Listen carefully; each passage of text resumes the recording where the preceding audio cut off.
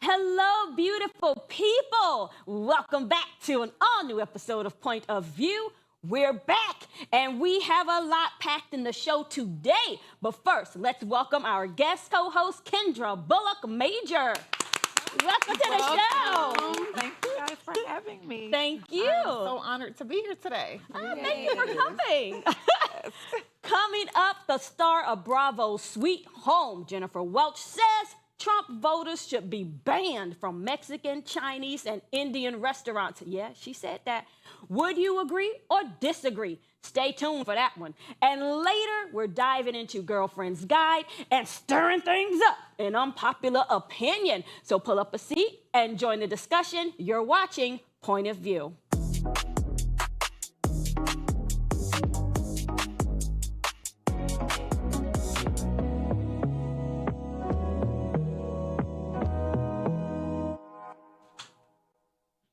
In a recent and very intense rant, former Bravo star Jennifer Welch had a lot to say about President Donald Trump, okay? If there's one thing Jennifer wants the world to know, she's not into this Donald Trump. None of his supporters either. Now, we all know Trump has had his fair share of controversial and derogatory comments about non-white groups, and Jennifer is making it clear she's not here for any of that. In fact, she's taken it a step further, saying Trump voters should be banned from eating at Mexican, Chinese, and Indian restaurants. Take a look. In your public positioning, if you're going to belittle and be a bigot and demean and try to make these spaces, public spaces, less safe for our fellow Americans because you're so broken, you don't get to listen to gay music. You don't get to listen to black music. You don't get to go to basketball games. Quit watching football. Quit eating at Mexican restaurants. You go to Cracker Barrel. Ooh, not Cracker Barrel. Yeah, but the Cracker Barrel, just like she said, I'm with my girl. What y'all think? I'm only with her because she's talking about Trump. Okay. Let me say that. With her because she's talking about Trump. Okay. There was a comedian, though, that had said, she was just being funny, bring segregation back, because what she wanted to know, since there's so much, implied segregation, I guess. Right. She said we need to have that directory where it tells you where you can go and where you shouldn't go, where you're going to be safe at, or accepted, where you won't be. That's right. Yeah. She said because we don't need to be walking in places that don't want us there, and we're unsafe and we're attacked or something happens to us because, they've had all this rhetoric and, conversation they've passed around. Have y'all ever been to Cracker Barrel? Yes. No, I love Cracker Barrel. Me too. I mean, and really? I'm from North Carolina. I'm from You the don't South, even almost so a little bit, some Cracker kind of Barrel. sort of feel out of place a little bit. Oh yes, I felt out of place every time I ate that delicious pancake. I like to make them uncomfortable though, because that pancake with that little crust rim, babe, I'm going to get that. Yeah, I really do enjoy Cracker Barrel, but it is very whitewashed, and it does seem like an upscale, low-key, almost upscale version of a segregated place. Yeah. Yeah, even the country store, the store. Yeah, it's quite it's called the country store, but yeah, it's quite a little different. Yeah, yeah. but I do love myself some. A lot of people Cracker do. Barrel. Even though I do love Cracker Barrel, I'm not gonna lie, there has been something in recent years that just stopped me from going, and it just organically happened. Could it be the Dixie? I don't know. I think maybe it could have been like one of my recent, last experiences there or whatever. Or maybe it's the people. Now, what happened to Shoney's? Let me ask you. How do y'all feel though about banning people from enjoying parts of a culture that they don't respect? How you feel about that part? Well, it's America. I mean, you can't really, and even the America that we're in today with Trump, but you can't necessarily ban people, but I do understand what she's saying, because the reality is, you hear people say all the time, they want our rhythm, but they don't want our blues. Right. So you can really be into our culture and be into the things that we... But you don't want the burden. Exactly, right. Yeah. So that's I get it. I understand exactly But it's interesting to me, if you don't like a people, then why are you wanting to be a part of their culture? Why do you want to take place in that? I don't like you. I can't stand you. But I'm okay with your music, your food, all your essence, but not you. And I also, I'm with you when you're right. Okay. I definitely understand and appreciate Jennifer's sentiments. I just don't think that it's realistic. And on the other end, it's like, yes, we would want to say, yes, ban, Trump supporters or whatever.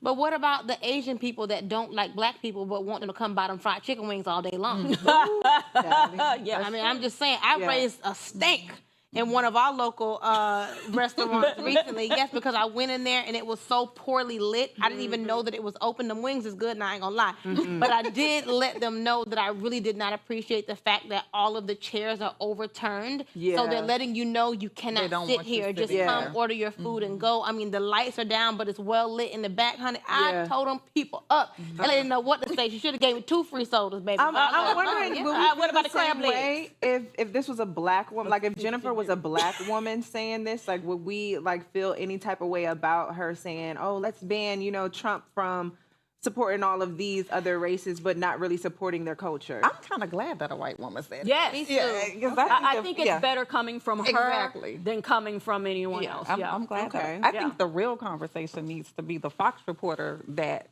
was able to call her an ugly bee for what she said. Wow. Yeah, he actually tweeted, "Who is this ugly bee?"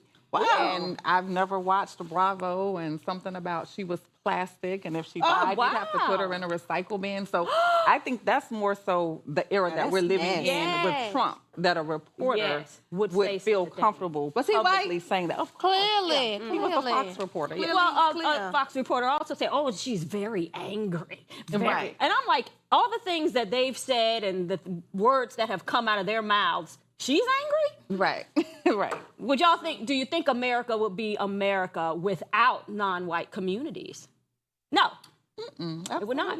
It couldn't be, because it was America before the whites got here. Right. Yeah. So that only makes sense. And I mean, we built it. Exactly. So built it. It wouldn't be. Yeah, it wouldn't be. Yeah. So it's just interesting to me how we okay with enjoying those benefits as long as we are not dealing with the burden. Absolutely. So, Miss Kendra, let's talk about you. Okay. You are one of the very few African American women to own a major sports property. Okay, y'all give it up. That's a big deal. Right? Yes. Thank you. Congratulations. Serving as Chief Executive Officer of the Orange Blossom Classic. Okay, tell us about that. It's exciting on most days, but never a dull moment for sure. The Orange Blossom Classic was a game that actually started back in 1933, ran until 1978. Wow. And I was intrigued by the game, just coming from North Carolina, grew up around historically black colleges and universities with my family, graduating. My mom graduated from Shaw, my sister graduating from North Carolina Central, came to Florida. And of course, my dad being a huge Marching 100 fan, so all I knew about at that point was FAMU. Okay. But then all I heard about was University of Miami and Florida State and University of Central Florida. So it was like, well, where's the HBCU culture? Yeah. Where is that thing that I grew up with? And so that was an opportunity to start researching it, and ended up bringing it back. Didn't know that I was going to be one of few women, one of 2 actually in the country to do it, to own the rights to a sports property. But that's just how it ended up panning out, and here we are. That's awesome. That is awesome. When we think back on Jennifer's statement, when it comes to sports, how have people of color shaped and influenced those industries? Well, so interestingly with this, the history of the Orange Blossom Classic is that the game was started because from 1933 to 1978, we were dealing with segregation. Yeah. So we could not play at those predominantly white institutions. But naturally, we were the most athletic, the most gifted. Unfortunately, they just didn't know that. They didn't think that we had the mental capacity to be a quarterback or to play certain sports. Yeah. So the game eventually went away after integration, and that's when they started taking notice of our talent and started poaching our athletes to come to PWIs. So that's how our talent left our HBCUs. So now, fast forward to here we are. When we started the game back in 2021, we started with FAMU and Jackson State. Jackson State, of course, was Deion Sanders' first coaching debut. Right. And so at the time, we were like at the height of the Black Lives Matter movement. Deion was saying, bring all your talent back to HBCUs. And they were mad then. Florida State loved Deion until he took Travis Hunter, and then they decided to burn his jersey. Right? So that's what the purpose of this game was, so that we could showcase our talent, so that this current generation could see an opportunity to come back to these HBCUs, because not too long ago, less than 50 years ago, these people didn't even want you at their institutions. Yeah. Because in Jacksonville, it was all football. It was all black field. That's the only place that they could play. And that's where the game started. It started in Jacksonville, and then eventually it moved to Tampa, and then eventually it moved to Miami. But you're right, it was literally a blacks-only field. Wow. Even the Orange Bowl, which is kind of like the Orange Blossom game, is a spinoff of the Orange Bowl. Okay. There was like this little section that they would carve out in the stadium for black people to come and sit and watch the Orange Bowl game. So that's when it was said, okay, you know what? Let's have our own national championship, which is what we've been doing forever, right? Yeah. When you guys don't accept us, we find a way to make our own way, and then they come back and they want to be a part of it because, in the words of, Nas, This we where the made it a hot talent line, is. but we made it a hot song. Oh, okay, there you go. So now you want to start singing our song. Yeah. That's so hard for me because it's like I've been pro-black my whole life. And now as God has been dealing with me, I'm really like getting to a place where I'm truly loving all people, not just tolerating other people. And so now it's just like, sometimes as you get deeper in history, it's just like, dang, you don't want to be black and white. You know what I'm saying? You don't want to be black and other, but it's just like, they want our dollar, they want our genes, they want our talent. Like, oh, Jesus, be with me, Lord. All right, y'all, we're going to take a quick commercial break, but don't go anywhere. We've got more with Miss Kendra, a successful woman breaking barriers in a male-dominated field, coming up next in Girlfriend's Guide, so stay tuned. You're watching Point of View.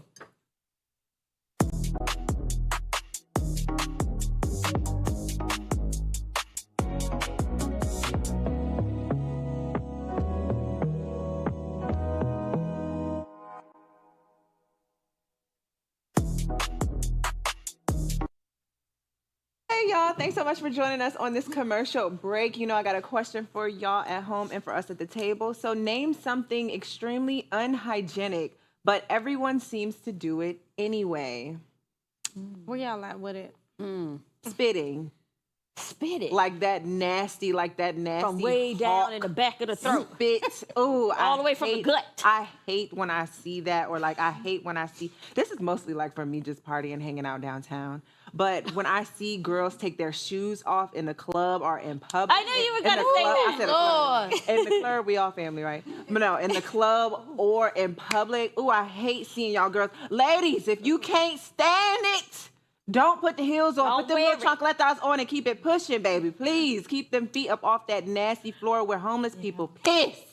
No, not the homeless people, because the people with homes be doing it too. But one thing that I want to say that I think is unhygienic is people no longer wearing masks in tight places. Like I low-key feel like I've been so many places where I'm like, I wish we were still wearing masks, especially Girl, they threw COVID away. They said especially COVID the is a thing of the sick people. past. Like, people Yeah. are just They threw it like, away. everywhere I go, I feel like people are hawking and coughing, and it's just like, oh my God, stay home. Somebody sneezing, I want to run up. Oh, yeah, as soon as I hear it, I'm like, Right. Please, no. I don't want none of No. that.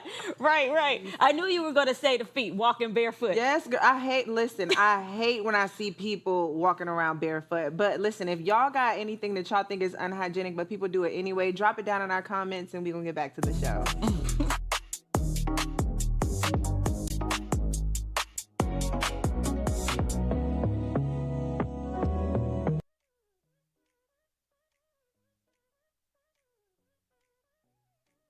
Welcome back. Now it's time to get into all things love, life, relationships, and everything in between. Let's get into Girlfriend's Guide.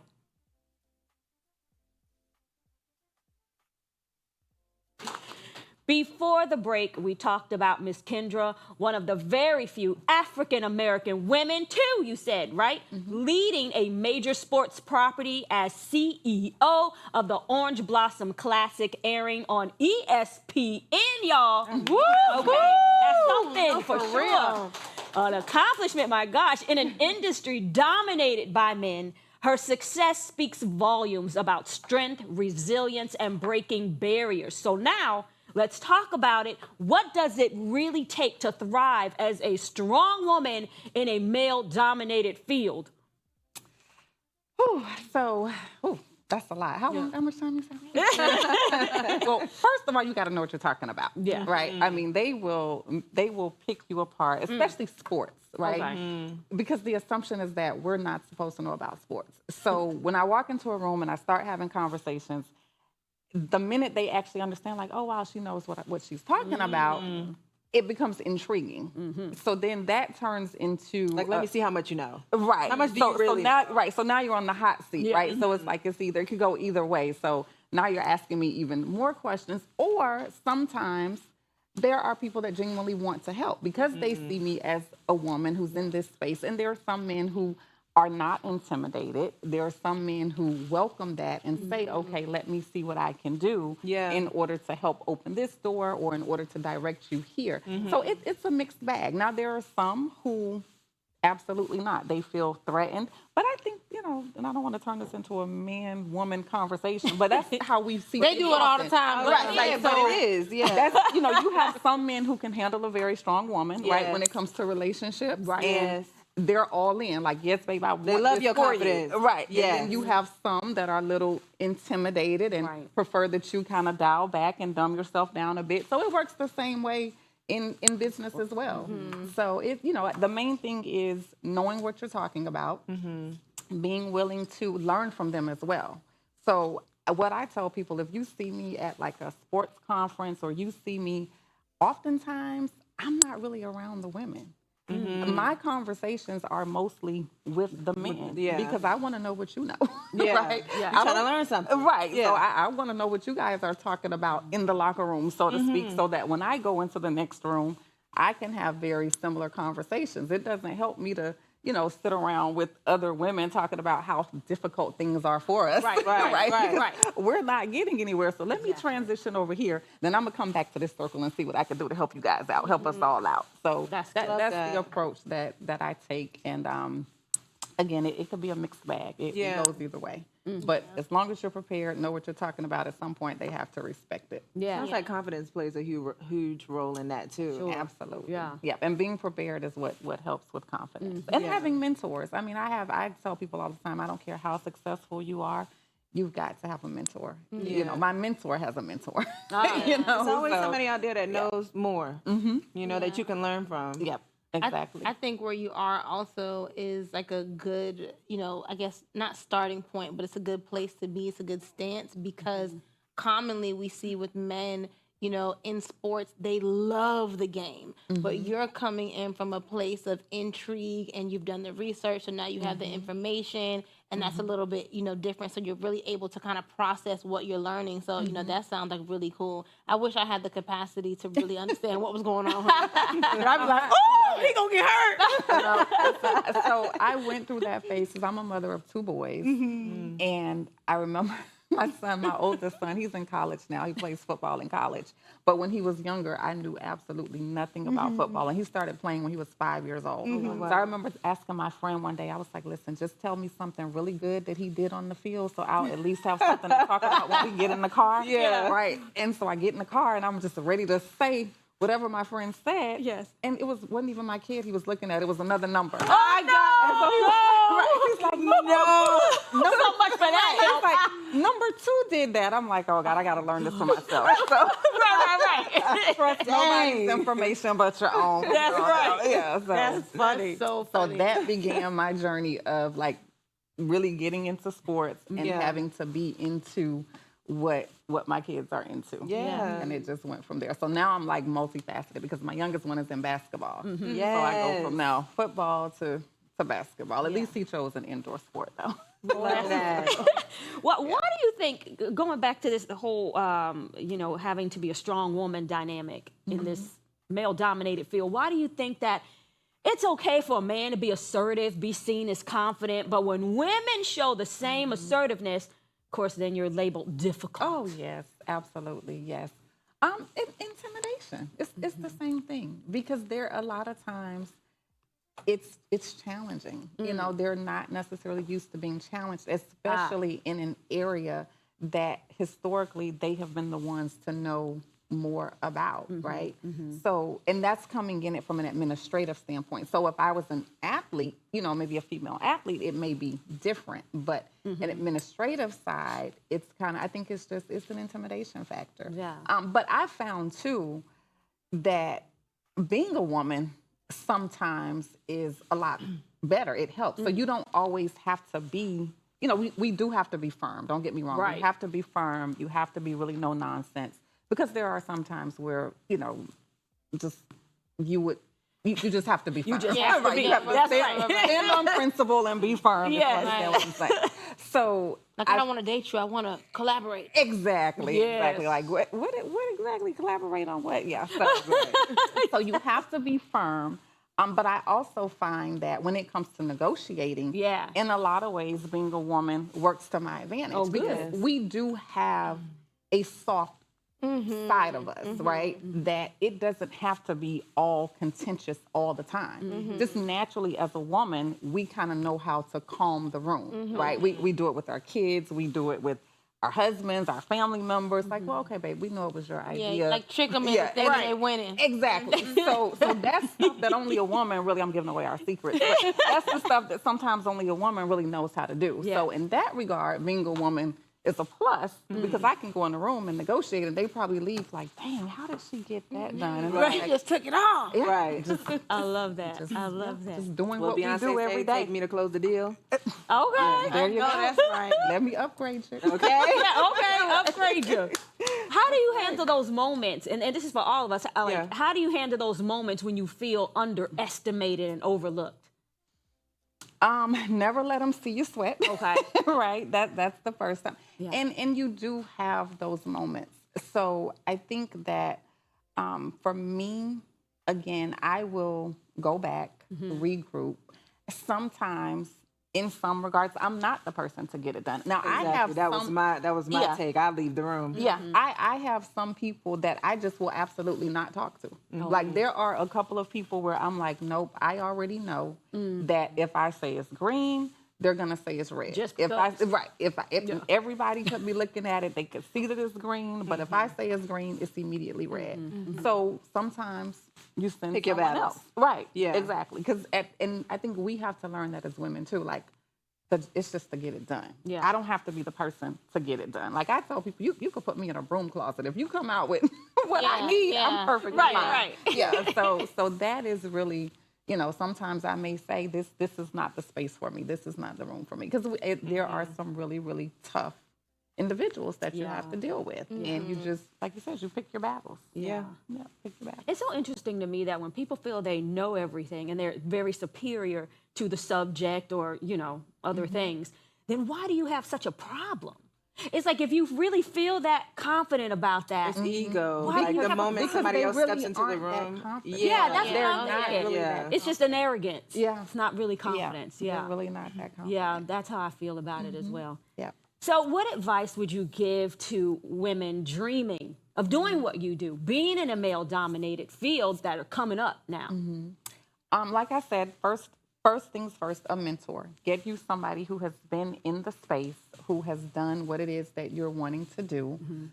Do your research, learn, study. Like, this was literally, for me, a project that took almost 12 years to bring back. Wow. Yeah, almost 12 years. And As being diligent. right. Yeah. And that I didn't know it at the time, but I needed all 12 of those years. Oh, my Because God. during that time, I was learning things that I didn't even know I was going to need. Preparing for those Wow. rooms. Yeah, like, had God Yeah. given it to me when I wanted it, Yeah.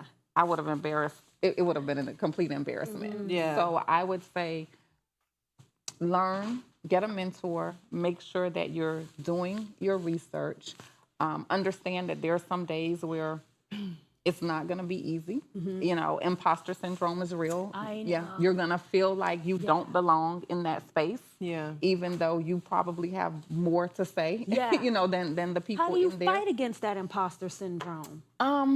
You just fight. You just You just push through. Yeah, you just push through because you've got to get it done. Yeah. You have to get it done. Yeah, especially once you start. Yeah. It's like when I start, I'm already in it. So if I've started, I've got to finish it. So you just fight through it. Yeah, and God sends the right people too, I believe. Absolutely. Yeah. Absolutely. And it's so crazy, talking about mentoring, because for the longest, I shied away from having a mentor. I don't know why. It was just like a word that I just didn't like, Because we have to be vulnerable. Yeah. We have to say, I don't know. Right. And I need you to help me. Right. And you have to trust that someone independent. else is willing to really help you. And that's hard a lot of That's times when hard you're the too. helper. Exactly. So, Yeah. but have you mentored anyone yet, or are you open to that? So, it's so funny. My assistant tells me all the time, she's like, I think we found our tribe. So our tribe, it's just younger women, young girls. So we have like interns in our office. We have like certain conferences that I speak at or go to.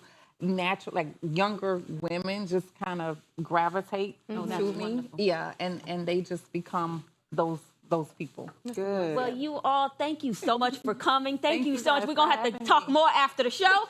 That's all for today's episode. But before we go, we want to take a moment to remember Danielle Spencer, best known for her role as Dee on the classic 70s hit show, What's Happening? She tragically passed away recently, and our hearts go out to her and her fans, her family. And on that note, thank you for joining us on POV. We'll catch you next time right here.